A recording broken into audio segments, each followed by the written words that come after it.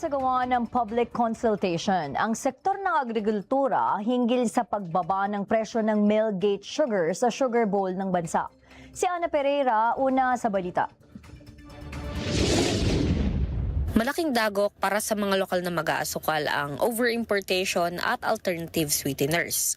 Kasabay pa niyan ang usapin sa exportation at ang extended sugar import moratorium hanggang sa huling bahagi ng taon. Malaki kasi ang epekto nito sa pagbaba ng millgate prices ng asukal sa merkado.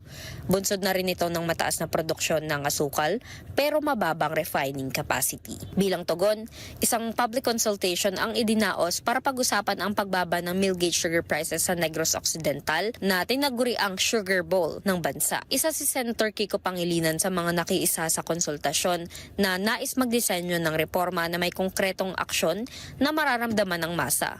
Itong pagbibigay ng kapangyarihan sa SRA na i-monitor ang pagpasok, i-regulate ang pagpasok nitong iba't ibang mga sweeteners. Hindi naman dapat pigilan, pero dapat mabusisi ng gusto. At pangatlo, magkaroon ng maliwanag na basehan ng ano ang volume ng importation ng asukal.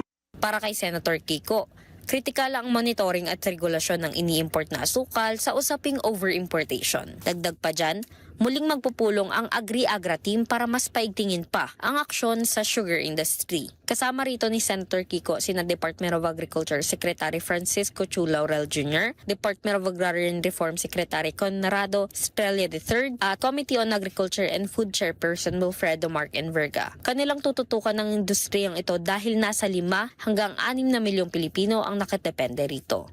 The sugar industry is a 70 to 76 billion peso pillar of our economy. It directly employs about 700,000 workers and supports an estimated 5 to 6 million Filipinos who depend on it.